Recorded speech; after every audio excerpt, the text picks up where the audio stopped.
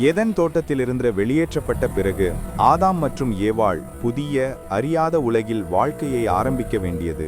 இனி அவர்கள் முன்பு அறியாத கஷ்டங்களையும் உழைப்பையும் சந்திக்க வேண்டிய நேரம் வந்தது. நிலத்தை உழுதல், உணவு தேடுதல், சூடான சூரியனையும் கடுமையான குளிரையும் தாங்குதல், இவையெல்லாம் அவர்களின் புதிய வாழ்க்கையின் பகுதி. ஆனால் இந்த கஷ்டங்களுக்குள் கூட ஒரு புதிய நம்பிக்கை இருந்தது. அவர்கள் இருவரும் குழந்தைகளை பெற்றனர். கேயின், ஆபேல், பின்னர் சேத். மனித குலம் இந்த சிறிய குடும்பத்திலிருந்து விரிந்து பரவத் தொடங்கியது. உலகம் இன்னும் புதிது.